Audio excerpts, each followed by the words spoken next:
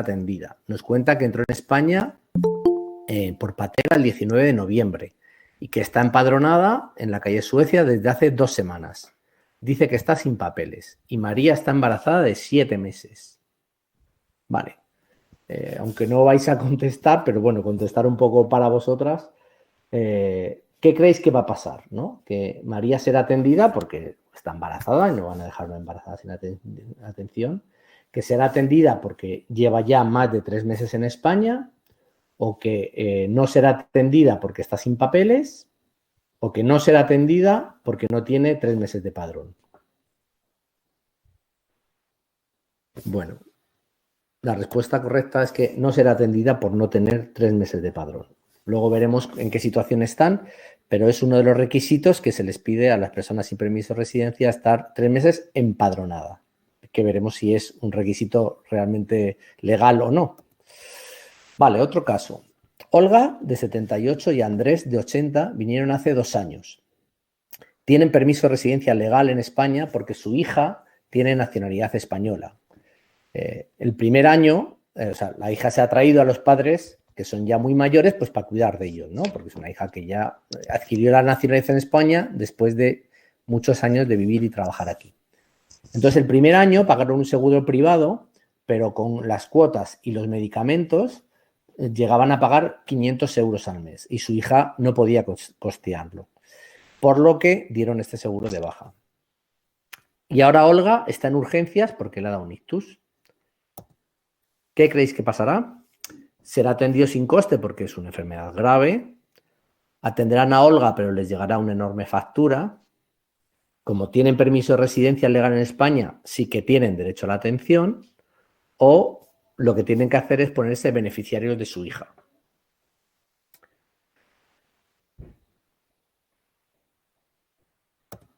Pues lo que le va a pasar a Olga es que le va a llegar una factura pues, de varios miles de euros, ¿no? Por un ingreso por un ictus. Y el último caso. Carlos solicita darse de alta a él y a su hijo Iván en el centro de salud como solicitantes de asilo. Nos muestra la tarjeta roja de solicitante de asilo que venció el 14 de febrero de 2021. Dice que está intentando renovarla, pero que aún no ha conseguido cita. Y nos muestra también la tarjeta blanca del hijo que está en vigor. Vale, aclaro que las personas solicitantes de asilo, después de echar la solicitud, les dan primero una tarjeta provisional blanca que dura 6 meses y luego, teóricamente, pues ya les darían la tarjeta roja que les permite acceder, por ejemplo, a trabajar, les daría un permiso de trabajo. Y a este hombre lo que le ha pasado es que la tarjeta roja se la ha caducado y el hijo aún tiene la tarjeta blanca.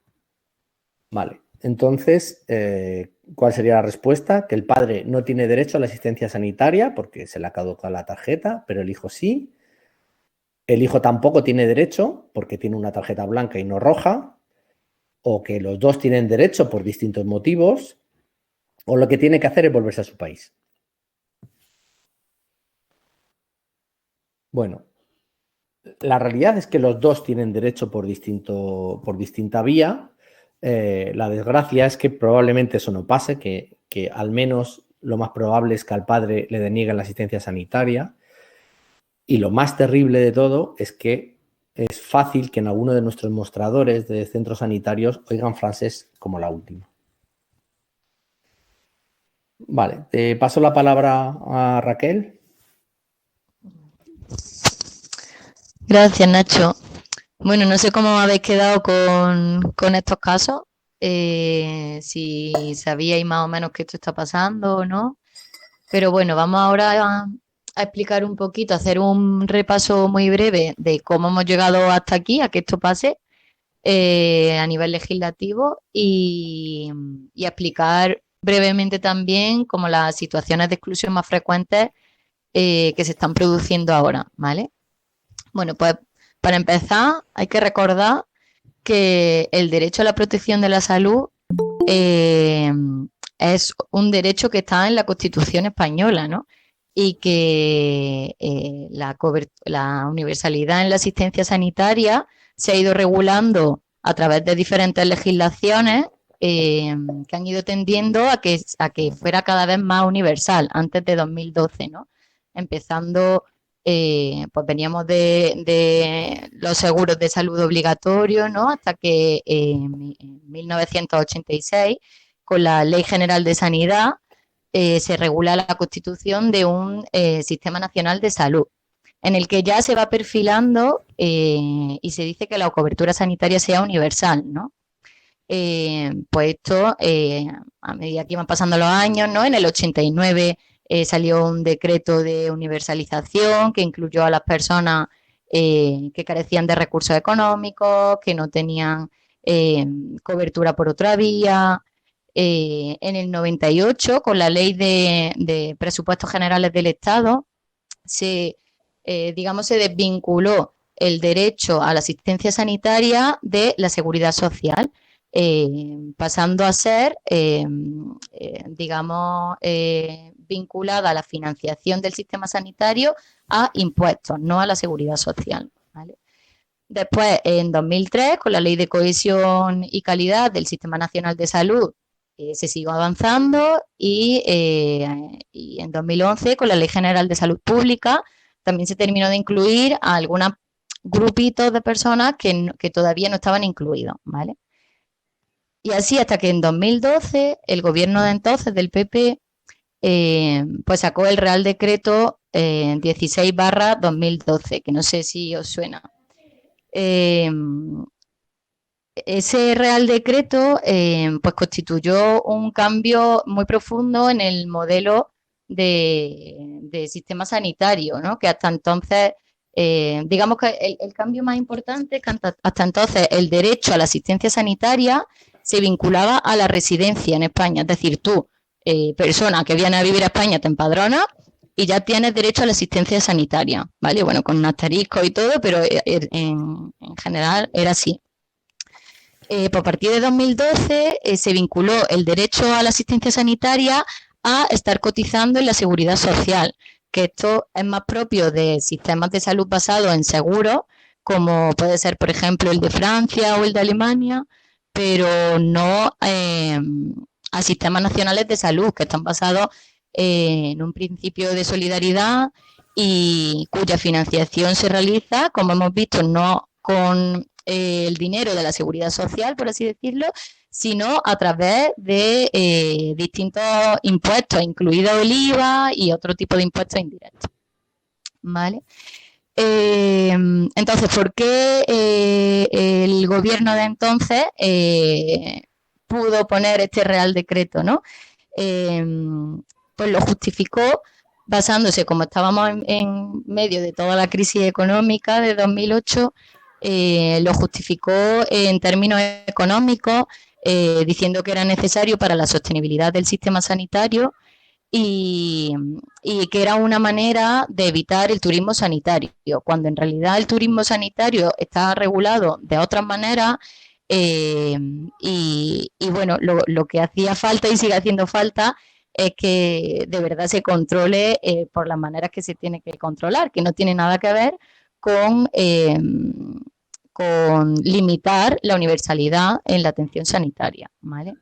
Entonces, en 2012 se excluyó a muchísimas personas, a personas sin permiso de residencia, personas que tenían permiso de residencia, pero que estaban en algunos supuestos que no eran considerados beneficiarios de atención sanitaria. Entonces, a raíz de aquello, para incluir a las excepciones que contemplaba el Real Decreto, pues se introdujeron una serie de códigos, ¿no? Se tenía acceso a la asistencia sanitaria a algunas de las personas que estaban contempladas en estas excepciones, pero no se les daba tarjeta sanitaria, que son lo que veis aquí, que se llama el código DASE, el código TIR y el código DAR, que lo ponemos ahora porque todavía a día de hoy lo seguimos utilizando y ya son, bueno, términos que está bien irse quedando con ellos, ¿no? Nada pasa, Nacho, no voy a, creo que si quieres explicar algo más de estos códigos, pero yo creo que es solo para que nos vayan sonando, ¿no? Que fue una figura administrativa con las que dar de alta a las personas que se quedaron sin tarjeta sanitaria a partir de este Real Decreto, ¿vale? Solo que sepamos esto. Entonces, en 2018, el gobierno del PSOE ya pues introdujo otro Real Decreto que quería restaurar la universalidad que el decreto de 2012 del PP había quitado. Entonces, este Real Decreto se hizo en julio de 2018, por eso Real Decreto 7 de 2018, que es el que sigue actualmente, el que sigue regulando la asistencia sanitaria actualmente.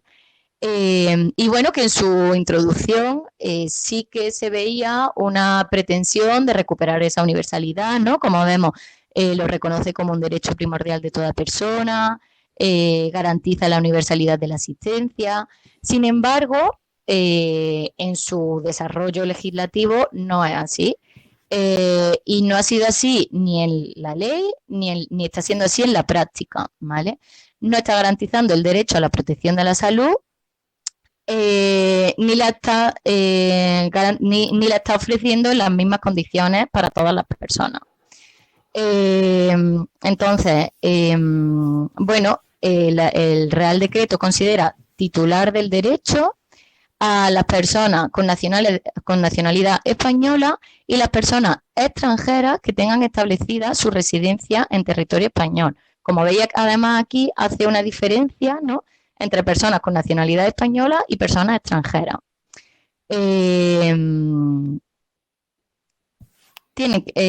Son titulares del derecho aquellas que tengan que tengan permiso de residencia, ¿vale? Después veremos cómo se consideran a las personas sin permiso de residencia. Y además no tienen que acreditar cobertura sanitaria por otra vía. Y esta pequeña coletilla, que aquí parece que no tiene mucha importancia, está suponiendo una exclusión muy grave de varios grupos de personas que sí tienen permiso de residencia, que después entraremos a explicarlo. Entonces, ¿qué tenemos ahora? Bueno, pues hay, pues como veis, todas estas dos regulaciones y las diferentes regulaciones que han ido sacando las comunidades autónomas para desarrollar estos reales decretos han creado mucha confusión en los centros de salud, han creado mucho miedo por parte de las personas extranjeras a solicitar el alta o a solicitar atención sanitaria.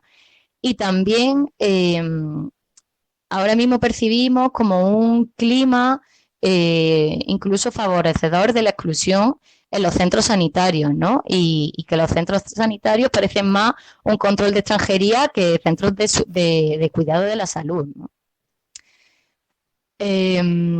Ahora vamos a concretar cuáles son las situaciones de exclusión más frecuentes, ¿vale?, que tenemos en la práctica. ¿Hasta ahora alguna duda o alguna pregunta? Nos podéis interrumpir cuando queráis, ¿vale? Cuando veáis que hay algo que no se entienda bien o que queráis saber un poquito más. Vale, pues vamos a ver los tres grandes grupos, ¿vale? Si lo dejo así, ¿se me escucha? Aquí abajo el micrófono. Nacho, ¿sí? Sí, Vale. sí. Vale. Pues en primer lugar tenemos el grupo de personas sin permisos de residencia. ¿Qué es lo que dice el Real Decreto sobre ella? Pues como veis, no estaban incluidos en titulares de derecho, pero sí se les reconoce que tengan derecho a la asistencia sanitaria en las mismas condiciones que las personas con nacionalidad española, ¿vale? Si cumplen estas tres condiciones que estamos viendo ahí. Que para una gran mayoría no tiene repercusión, pero sí hay algunas personas a las que estas condiciones les afectan. Por ejemplo, las personas procedentes de Rumanía que vienen sin trabajo a España y que se quedan de manera irregular. Pues tienen que mostrar que no pueden exportar su derecho de cobertura sanitaria de su país y tienen que tener un documento en el que diga que no pueden exportar el derecho y esto es muy difícil de conseguir, ¿no? O sea que hay situaciones en las que estas condiciones son muy difíciles de conseguir. Pero bueno, que quede claro que las personas que no tienen permiso de residencia tienen derecho a la asistencia sanitaria, ¿vale? Vale, aquí la pregunta de llevar empadronado 3 meses, que era lo del caso, ¿no? Que una persona está preguntando esto por el chat. Sí. Lo vamos a ver ahora, sí. En las mismas condiciones significa que tienen que tener el mismo descuento para medicamentos y productos sanitarios, ¿vale? Entonces, esto significa que, o sea, como una persona que no tenga permiso de residencia, ¿cómo consigue la asistencia sanitaria? ¿Cómo consigue darse de alta? Pues tiene que ir al centro de salud aquí en Madrid, con el empadronamiento y con un documento de identidad, y ahí le tienen que dar de alta, no le van a dar una tarjeta sanitaria, pero le dan de alta con lo que veíamos antes, que se llama código DAR, ¿vale? D-A-R. Este código es el que le da acceso a todos los servicios, igual que si tuviera una tarjeta sanitaria. Si te dan de alta con un código TIR, T-I-R, como vemos aquí, eso directamente no debería hacerse, pero se sigue haciendo. Y esto, por ejemplo, no te incluye el descuento para la medicación y otros productos sanitarios. eh, o, por ejemplo, le dan de alta como transeúnte general, que solo te da atención para un día. No, las personas sin permiso de residencia tienen que estar dadas de alta con código TAR, ¿vale? ¿Qué otros problemas está viendo en esta situación? Pues, por ejemplo, que este código DAR muchas veces se hace barrido desde la unidad central de aseguramiento y se da de baja cuando la persona ya lleva un año con el código DAR. Y entonces la persona vuelve al centro de salud, oye, pues quiero cita con mi médico, y le dicen, pues no, tu código DAR ha caducado, tienes que irte pues le mandan a hacer un contrato especial con la Seguridad Social, el que tienen que pagar, o directamente le dicen que se ha caducado, e incluso frases como, es que ya te toca regularizar tu situación, así que averigua tu permiso de residencia y ya después vienes aquí, ¿no? Y consigues la asistencia sanitaria. Esto es ilegal, claramente, pero bueno, cada semana hablamos con personas que les pasa esto. Y otro de los grandes problemas que están generando exclusión es que se está exigiendo un empadronamiento de 3 meses, ¿no? Que era lo que preguntaba la compañera por el chat. ¿Por qué se está exigiendo esto? Porque la administración está considerando a las personas que llevan menos de 3 meses en España, está considerando que se encuentran en situación de estancia temporal. El concepto de estancia temporal es un concepto que viene de la ley de extranjería y hace referencia a aquellas personas que tienen un permiso para residir temporalmente en España. Por ejemplo, el visado de turista, ¿no? Es lo más frecuente. Entonces, el Real Decreto 2018 dice que las personas que se encuentran en estancia temporal pues no tienen derecho a la asistencia sanitaria a no ser que se valore su situación de vulnerabilidad y que una trabajadora social haga un informe social diciendo que esa persona tiene que tener derecho a asistencia sanitaria aunque se encuentre en situación de estancia temporal, ¿vale? ¿Qué está pasando? Que se está considerando a toda persona que lleve menos de 3 meses en España como en situación de estancia temporal y no se le está dando asistencia sanitaria, lo cual nunca debería hacerse con una persona que entra de manera irregular en España, por ejemplo, que entra con patera, que no tiene visado de turista. Esa persona no se encuentra en situación de estancia temporal, sino que está en situación sin permiso de residencia y debería tener derecho a asistencia sanitaria desde el primer momento que entra en España, ¿no? O si una persona viene con un visado de turista inferior a 90 días, en el momento en que se le caduca ese visado, se encuentra también en situación irregular y entonces debería poder tener acceso a la asistencia sanitaria. Pero no. Se está considerando que hasta los 3 meses no se les da asistencia y además el probar que llevan más de 3 meses en España se está pidiendo con un padrón de que lleve por lo menos 3 meses aquí. Es decir, que tú puedes llevar aquí viviendo 2 años, pero te has podido empadronar ahora y vas al centro de salud con tu padrón cuando tú llevas aquí viviendo 2 años y en el centro de salud te pueden decir muy frecuente que te digan, pues no, tú necesitas un padrón de por lo menos una antigüedad de 3 meses para poder acceder a la asistencia sanitaria, ¿vale?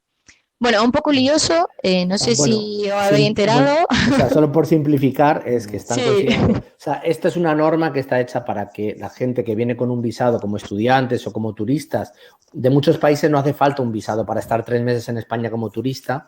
Entonces, bueno, en principio estas personas deben viajar a España con un seguro.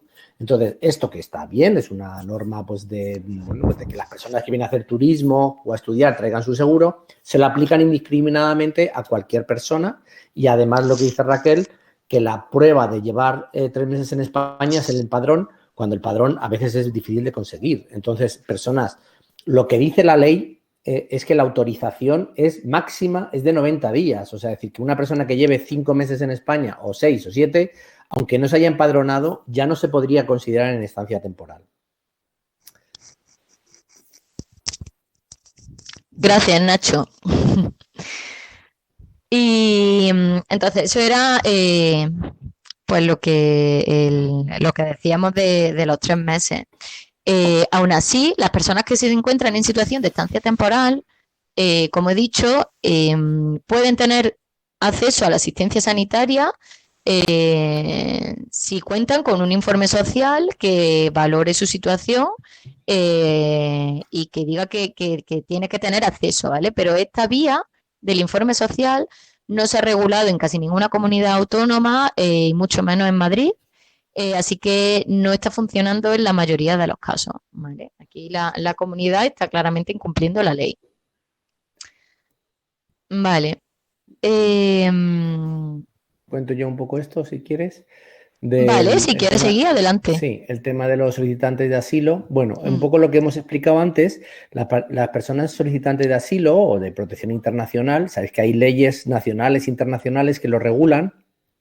Entonces, cuando llegan a España, lo primero que tienen que hacer es conseguir una cita para echar la solicitud. Y eso a veces es bastante complicado, tardan meses en conseguir esa cita. Después le darían esta tarjeta provisional, que es la tarjeta blanca, y 6 meses después la tarjeta roja, que ya permite trabajar. Entonces, está clarísimo en la ley, sin ningún género de dudas, que tienen derecho a la asistencia sanitaria desde el mismo momento de la solicitud. Problemas que se les está pasando, que como tardan en conseguir la solicitud, pues esos primeros meses, aunque ellos, su deseo es solicitar asilo, durante esos primeros meses no les dan asistencia sanitaria. Les aplican esto que acabamos de explicar y como si estuvieran en estancia temporal, ¿no? En realidad son personas que con un informe social deberían tener acceso al sistema sanitario porque vienen huyendo de conflictos bélicos, huyendo de persecución, en fin, y tener que esperar 3 o 4 meses a poder echar la solicitud les sitúa en una situación de vulnerabilidad.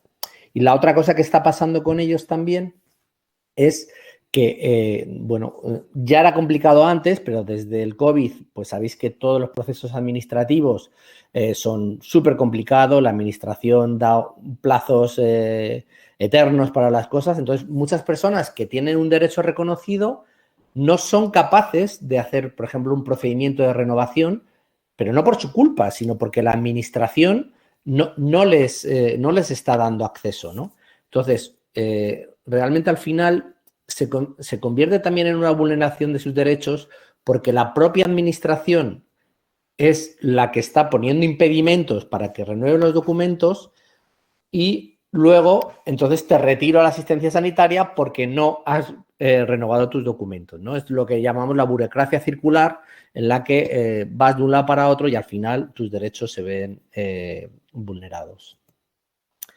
Y el otro gran grupo que también está afectada por la exclusión es los que hemos mencionado antes en uno de los casos, ¿no?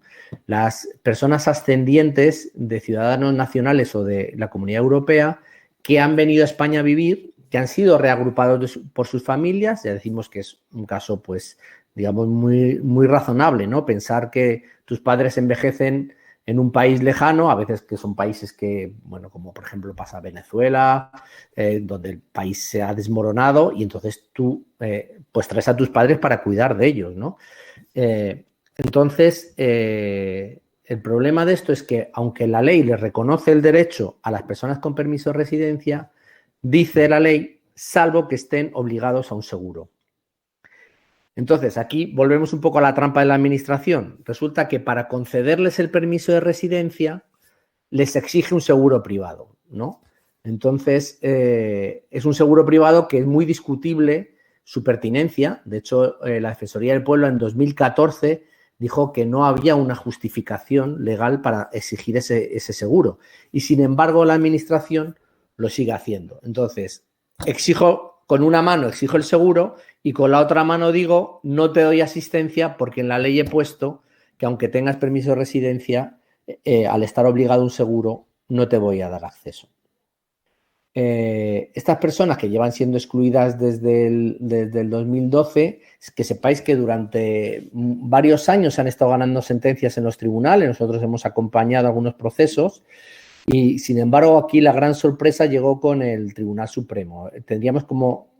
Había como 80 sentencias a favor, que iban un poco en el mismo sentido que esto que os he comentado de la Defensora del Pueblo, y había 2 sentencias que daban la razón a la Seguridad Social en lo que se refiere a excluirles. Y el Tribunal Supremo le quitó la razón a los 80 jueces que habían fallado a favor y se la dio a esos 2 únicos jueces que habían dado la razón a la administración. Y a partir de ese momento, pues esta vía ha quedado cerrada, ya no se ganan juicios para obtener la tarjeta sanitaria. Y estas personas, que son personas de avanzada edad y con muchas patologías, están excluidas del sistema sanitario, ni siquiera en situaciones de urgencia, y ni siquiera se contempla la vía del informe social. Están absolutamente excluidas. En su discurso de investidura, Pedro Sánchez dijo que iba a solucionar esto, pero ya ha pasado bastante tiempo y de momento seguimos en lo mismo. Entonces, la situación actual es que el Real Decreto está en vigor, pero como el Ministerio no hizo un reglamento, sino que hizo un mero documento de recomendaciones no vinculante, las comunidades autónomas, que son las que tienen la sanidad transferida y, por tanto, tienen que aplicar este Real Decreto, pues está haciendo cada una lo que da la gana, y en concreto la Comunidad de Madrid está practicando la exclusión de forma voraz. Ahora mismo, pues se abrió en noviembre una consulta pública para un nuevo proyecto de ley, pero parece ser que no es una cosa muy prioritaria para este gobierno y de momento pues está ahí, en espera, en cola de impresión, digamos, a ver si en algún momento la activan, ¿no? Entonces, un poco de resumen de qué es lo que está pasando en Madrid. En Madrid lo que ha pasado también es que no se han emitido instrucciones escritas, o sea que desde que salió la ley general en 2018, es de las pocas comunidades autónomas que no han hecho una normativa para desarrollar la ley y aplicarla a nuestro sistema sanitario. Todo es verbal, los administrativos aplican cosas que no han visto escritas en ningún sitio, solo que les han dicho que tienen que hacer. Se hacen básicamente interpretaciones de tipo restrictivo. No se ha regulado esta vía del informe social, que aparece en la ley, pero que ignora a la Comunidad de Madrid. Tampoco están reconociendo otras formas alternativas para justificar la residencia en España, que no sea el padrón. Siguen exigiendo lo de los 3 meses de padrón en Madrid, cuando debería ser 3 meses en España. Y además incluso piden que el volante se haya expedido en los últimos 3 meses. Bueno, que esto es una cosa que no tiene sentido ninguno, porque si tú tienes un empadronamiento de hace 6 meses, ¿qué más da que el padrón, la hojita de padrón se hace de los últimos 3 meses? Si lo que tienes que demostrar es que llevas suficiente tiempo en España, ¿no?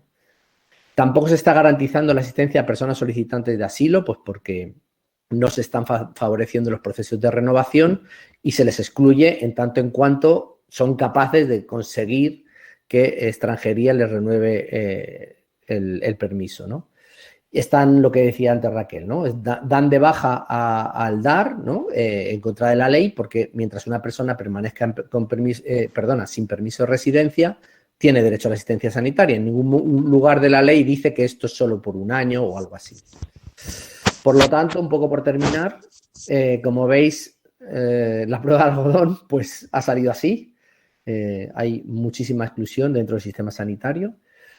Y vamos a plantear algunas preguntas. Quizás hay una primera, no sé si pregunta, pero una reflexión que tiene que ver con la situación que estamos viviendo de pandemia, ¿no? O sea, si uno reflexiona se da cuenta de que la salud es un hecho absolutamente colectivo, no depende solo de lo que yo haga, ¿no? Depende de muchos factores ambientales, de factores económicos, de factores sociales y desde luego, las relaciones en las sociedades es fundamental en la salud, ¿no? Entonces, cuando vemos por una pandemia que la salud es un hecho absolutamente colectivo, ¿a qué sociedad le interesa tener bolsas de exclusión, bolsas de personas que no tienen acceso a la asistencia sanitaria, ¿no? Son personas que van a tener más enfermedad, que van a tener más morbilidad y más mortalidad y además que epidemiológicamente no van a favorecer una mejora de la situación, ¿no? Esto es, digamos, aunque sea desde el punto de vista egoísta, o sea, como sociedad no nos interesa tener personas fuera del sistema sanitario, ¿no? Y entonces, bueno, a nosotros se nos ocurría así alguna pregunta a vuela pluma, ¿no? Por si queremos hablar ahora un poquito y dialogar, ¿no? ¿Qué os parece que la situación administrativa de una persona esté por delante de la situación humana o médica, por grave que sea? O sea, estamos hablando que nosotros, por ejemplo, hemos tenido que llevar un caso a juicio donde se negaban a atender a una chica con cáncer, ¿no? Y ha tenido que ser un juez el que obligase a la Comunidad de Madrid a prestarle atención. ¿Y nosotros como personal sanitario tenemos algo que decir aquí o os parece que son todos solo temas administrativos? Y bueno, yo atiendo al que entre por mi puerta y el que no entre, pues mala suerte, no es tema mío, ¿no? Incluso en términos económicos, ¿no? Si decimos que la sanidad se paga con los impuestos de todas y que las personas que están aquí están pagando impuestos porque están comprando, están comiendo, están pagando pisos de alquiler. Si pagan impuestos y no reciben la atención sanitaria que se financia con los impuestos, podríamos decir que nos estamos aprovechando de ellos, ¿no? Imaginad que vosotros estáis pagando la matrícula de la universidad, pero alguien decide que a vosotros no se os da clase, por ejemplo, o que no se os examina o que no se os titula, ¿no? Bueno, pues no sé qué os parecería. Bueno, no sé si en esta página venía, bueno, ahí tenemos un correo donde se pueden escribir pues para consultas de casos que podáis necesitar. También se puede escribir pues para colaborar, si queréis colaborar en luchar contra la exclusión sanitaria. Y hay una página que tiene mucha información donde todo esto que os hemos contado así resumidamente pues está muy desarrollado, caso por caso, situación por situación. Hay hojas de reclamaciones para presentar los centros de salud cuando no se es atendido, incluso hay modelos de reclamación para facturas, bueno, en fin, está ahí como todo un desarrollo de mucha información. Pues muchas gracias. Dejo de compartir, ¿vale? Y nos vemos ahora si queréis, si plantear preguntas. Bueno, sé que no... Celia os había denominado como personas tímidas, pero aún así, si os animáis a poner la cámara o poner el audio y preguntar, pues charlamos un ratillo de lo que se os ocurra.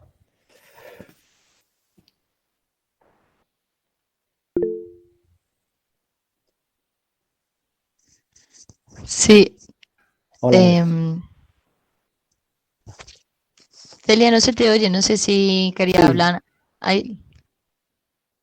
Sí. Ah, vale.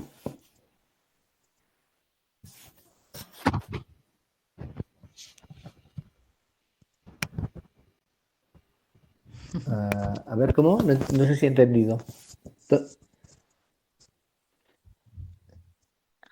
O sea, ¿cómo es la pregunta? A ver, es que no veo a ver si encuentro.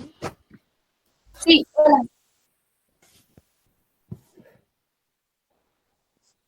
O sea, si el administrativo aplica, o sea, aquí está, tenemos dos situaciones, ¿vale? Una, que el administrativo no aplique las órdenes verbales, pero aplique la ley, no puede tener ninguna consecuencia para él aplicar la ley. Si aplica estas órdenes, el problema está en que están aplicando órdenes verbales ilegales y tampoco tiene ninguna consecuencia. O sea, es decir, que realmente donde debería haber una consecuencia es cuando se vulnera un derecho, ¿no? Se vulnera un derecho de forma ilegal, donde no hay un respaldo para esa práctica, no hay un respaldo legal para esa práctica. Entonces, cuando los administrativos que están aplicando la ley, pues no tienen nada que temer, porque al final... otra cosa es que a veces la propia Comunidad de Madrid, en los procedimientos administrativos a nivel de la informática, hace cosas ilegales y, por ejemplo, cuando da el botón y borra a un montón de gente sin permiso de residencia que llevan un año y les borra, eso es un acto ilegal. Pero claro, ahí el administrativo no tiene culpa ninguna, ¿no? Pero cuando esa persona llega llega al mostrador y dice, perdona, me habéis borrado, si es administrativo le da de alta otra vez, no está haciendo nada ilegal, está haciendo su trabajo. ¿Vale? Casi para mí lo problemático es lo otro. Lo problemático es que el administrativo, que cuando llega esta persona al mostrador le dice, no tienes derecho, eso es ilegal y sin embargo no tiene ninguna consecuencia. Podría tener consecuencias si al denunciarle, ¿no? O sea que justamente por eso lo que pasa es que es muy difícil que con órdenes verbales y que con una denegación verbal tenga eso alguna consecuencia legal. Por eso nosotros siempre recomendamos que se reclame la atención y lo que haya pasado de denegación por escrito, ¿no? En el centro de salud que se ponga, que se metan reclamaciones por escrito para que el sistema tenga que contestar por escrito y con eso sí que se puede emprender alguna acción por la vía legal o por vía de denuncia social o lo que sea. Pero justamente esa es la trampa, ¿no? Que se amparan en órdenes verbales. Claro. Además, el que contesta por escrito siempre es alguien por encima que debe asumir esa responsabilidad, claro, porque es muy fácil de dar una orden verbal a un administrativo y que él dé la cara y se enfrente, cuando tú, si tienes que poner en un papel, ya tienes que poner de dónde lo sacas, ¿no? ¿Cuál es tu justificación legal para hacer eso, ¿no? De hecho, ha pasado muchas veces que hemos puesto la reclamación y de repente lo que era imposible, se ha solucionado. Sí.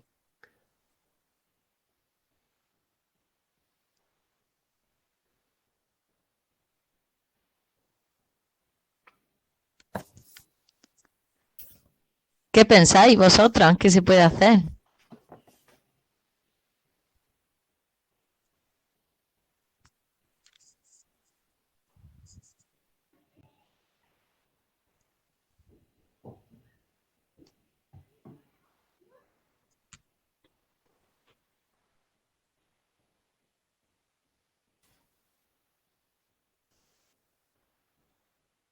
Uh-huh.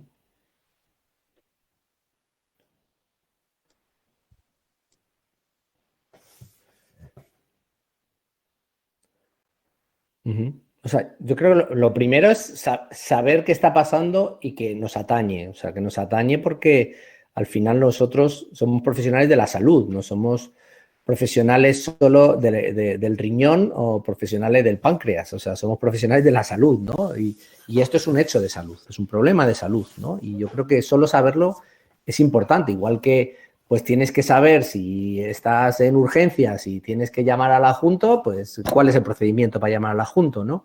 Entonces, decir, vale, es que al adjunto a las 3 no le llames porque se enfada, mejor espera a las 5. Bueno, vale, esto es que es una orden verbal, vale, pero ya lo sé, ¿no? Entonces, y lo voy a llamar cuando es una cosa muy grave, no voy a esperar a las 5, voy a tomar mis decisiones, ¿no? Entonces, de alguna manera tenemos que tomar también nuestras decisiones. Y pues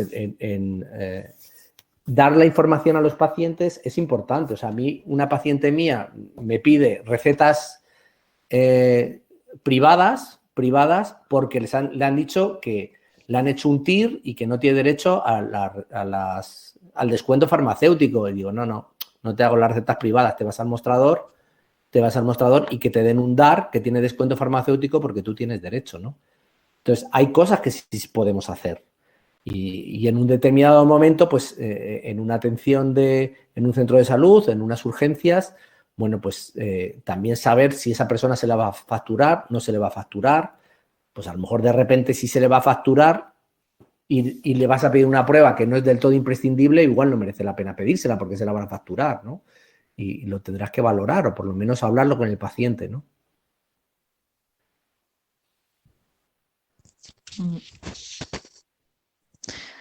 También muy importante lo que habéis dicho, ¿no? Y también simplemente hablar con los compañeros, ¿no? Si estás en un centro de salud o en un equipo de urgencia o de hospital, pues puedes pues comentar lo que está pasando con con los compañeros, con los jefes, a incluso hacer alguna sesión clínica, ¿no? Como eh, además, bueno, yo he sido residente hasta hace poquito y pues aprovechar un poco que no hace falta llegar a tener ya tu cupo para empezar a hacer algo, ¿no? Sino que la posición de ser estudiante de medicina o de ser residente es muy potente para empezar a hablar de estas cosas por donde vayamos pasando, ¿no? Por ejemplo, pues la típica pregunta, oye, ¿y esto cómo se hace aquí? Esto, ¿no? Como desde esa posición que tenemos, pues sacar temas, ¿no? Y preguntar o hacer alguna sesión clínica en el servicio en el que estoy, ¿no? O, o algún caso de exclusión que encontréis, ¿no? Porque si rascáis un poquito, seguro que vais a encontrar, eh, pues comentarlo con el jefe de servicio, ¿no? Y, oye, esto que es nuestra responsabilidad, cómo lo estamos manejando, ¿no? ¿O qué está pasando con esto? Que bueno, esa labor de difusión y de comunicación y de ir visibilizando el problema, que a raíz de, porque en 2012 sí que había mucha conciencia de lo que estaba pasando, ¿no? Porque fue como muy, bueno, fue muy grave y mucha gente pues se organizó para luchar contra esto, pero después parecía que en algunas situaciones pues se iban poniendo parchecitos y se iba solucionando. Y en 2018, como se ha vendido, como que ya se había recuperado toda la universalidad, pues ha habido un tiempo que parecía que ya estaba todo solucionado, ¿no? Entonces, como decir, oye, que no, que esto sigue pasando y mira todo lo que está afectando, pues también es algo que se puede hacer desde ya, ¿no? Desde estudiante.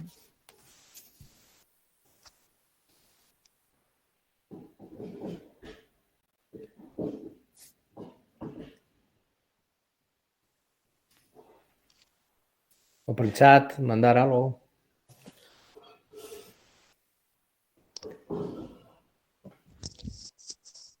No sé si alguien ha encontrado alguna situación así en la práctica o que conozca o se haya encontrado con comentarios por parte de otros compañeros, de administrativos, como, eh, bueno, como favorecedores de la exclusión. ¿Qué ambiente habéis notado?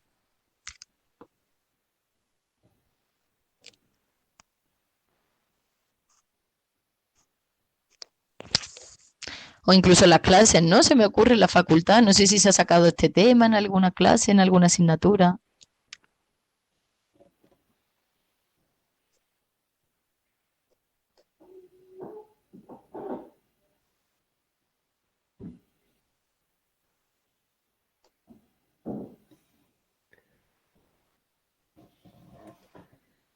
Ujú.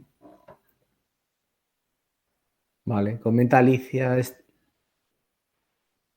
Dice Alicia eso, si los comentarios de tipo no pagan impuestos pero vienen a por la sanidad, en mis prácticas no han sido tan raros. Bueno, eso primero no es verdad, o sea, es decir, que todo el mundo que está aquí paga impuestos porque se paga a través del IVA. En cuanto te compres una barra de pan, ya estás pagando impuestos y la sanidad se construye con los impuestos. Pero más allá de eso, yo creo que es importante que nos demos cuenta que no todo se puede medir por las cuestiones monetaristas, ¿no? Bueno, para empezar, de todas maneras, cuando se hizo un cálculo, o sea, porque el PP, cuando hizo la ley, una de las justificaciones era la sostenibilidad del sistema sanitario. O sea, hasta ahora nadie se había preguntado por la sostenibilidad del sistema sanitario. Lo que se había dicho es que el sistema sanitario era mejor si era más inclusivo, porque era mejor para la sociedad. Pero a partir de ese momento se emitió el criterio economicista, ¿no? Y sin embargo, en ningún momento el PP presentó un proyecto, unas cuentas, es decir, cuánto nos hemos ahorrado, ¿no? Los únicos que lo hicieron fueron en el País Vasco y en el País Vasco se ahorraban, excluyendo a todas las personas irregulares que tenía en ese momento en el País Vasco, se ahorraban del orden de 2 millones de euros al año. Que eso, si extrapolas a la población de España, pues más o menos yo he hecho un cálculo y salía como unos 22 millones de euros al año. O sea, 22 millones de euros al año es nada. O sea, no es ni la quinta parte de lo que se paga por un jugador de fútbol. Y a cambio quedarían excluidos cientos de miles. Estamos hablando de cientos de miles de personas, ¿no? Entonces, ¿cuál es el beneficio social de esto, ¿no? Más allá del daño humano, ¿no? Que esto también está demostrado, porque esto hicieron un estudio en la Pompeu Fabra y demostraron un incremento de mortalidad desde la llegada de la exclusión sanitaria a partir del 2012. Entonces, estamos teniendo más mortalidad, estamos teniendo peores condiciones para la sociedad con un sistema sanitario excluyente. Estamos excluyendo a personas que además sí que están pagando impuestos.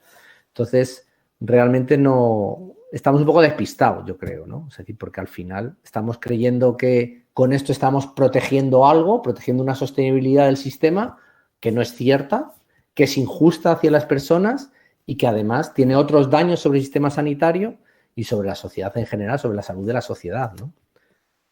O sea, ya fijaos que no necesitamos hablar de derechos humanos, o sea, porque ya podríamos también hablar de derechos humanos, pero sin hablar de derechos humanos, ¿no? Sin hablar de derechos humanos, hay muchas cosas que no tienen sentido con la exclusión sanitaria.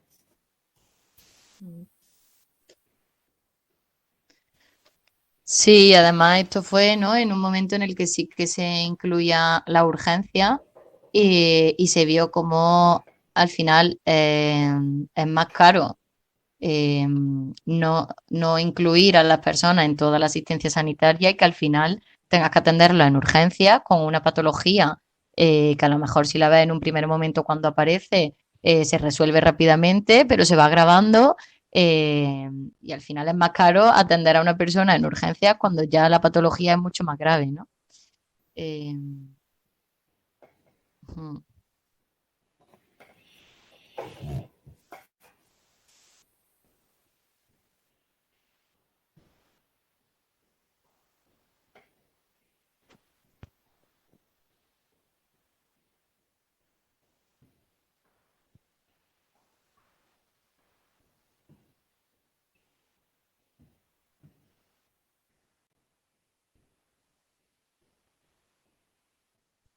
Bueno,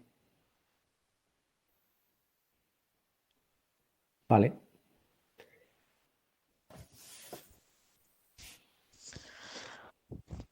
Pues nada, que por nuestra parte encantadísimo de estar aquí con vosotras compartiendo este ratito, de que os interese este problema que estamos teniendo, que como profesionales sanitarias es que nos afecta al 100% y, y que ya lo vayáis, ¿no? Como viendo, integrando desde la etapa de estudiante, jo, pues bueno, que es súper importante que, y que no sé si vais pensando, ¿no? En los próximos días y no sé, que estamos disponibles para cualquier otro taller que queráis hacer o alguna cosa que se os ocurra que queráis hacer con este tema de mover o de, pues si va surgiendo ahí una chispita de hacer cosas que contéis con nosotras, que y, y nada, y no sé, Nacho, si quieres decir algo más. No, o sea, nada, lo que has comentado y decir que es verdad que si os dais cuenta, nosotros siempre nos sentimos un poco raros en este tipo de talleres porque al final tenemos que contar como un montón de cosas técnicas, ¿no? Del tipo de alta, el tipo no sé qué, de la situación de estancia. Fijaros lo farragoso que es esto, o sea, la atención a la salud es un derecho básico, ¿no? Y es súper farragoso poder acceder a él. Imaginar una persona que viene a otro lugar, que no conoce el idioma y es tan difícil, ¿no? O sea, que un poco la complejidad, ¿no? Porque se ha convertido esto en un auténtico laberinto, ¿no? Y eso deja fuera a muchas personas que son vulnerables, que su único deseo es poder construir unas vidas pues con más seguridad, ¿no? Porque vienen de países donde o económicamente o por situaciones de conflicto pues han tenido que salir, ¿no? Y yo creo que es legítimo, ¿no? Es legítimo querer buscar construirte una vida para ti, para tus hijos, para tus padres, ¿no? Donde tengas una seguridad y que una cosa tan básica como el derecho a la asistencia sanitaria sea tan farragoso. Mira, así un poco por terminar, a título de anécdota, una vez estuvieron aquí unos chicos que venían a hacer un máster y eran de Brasil y ellos eran funcionarios allí. Y tuvieron una situación en la que se quedaron fuera del sistema y ellos eran funcionarios en Brasil y entonces no podían entender por qué no podían conocer los derechos que tenían y los procedimientos de acceso a través de Internet. O sea, pero decían, pero ¿dónde puedo consultarlo? En ningún sitio. En ningún sitio, pues la Comunidad de Madrid no los ha colgado en ningún sitio. Y solo eso ya es una vulneración del derecho, ¿no? O sea, que tú si quieres renovar tu permiso de conducir o quieres saber en qué plazo tienes que hacer la matrícula, lo menos que tienes que hacer es tener acceso a la información, ¿no? Si se te ha pasado el plazo, se te ha pasado el plazo, pero por lo menos que el plazo esté en algún lugar, ¿no? Pues imaginar que vulneración del derecho implica que en ningún lugar vengan los requisitos para hacer las cosas o los procedimientos, ¿no? Esto yo creo que también es una cosa muy terrible, ¿no? Y que sobre la que creo que hay que reflexionar, pero bueno. Y nada, y daros las gracias por haber echado este ratillo y haberos interesado por este problema. Vale.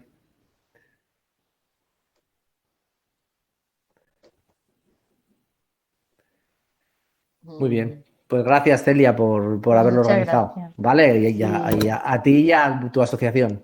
¿Vale? Bueno, adiós a todas. Adiós. Chao. Adiós.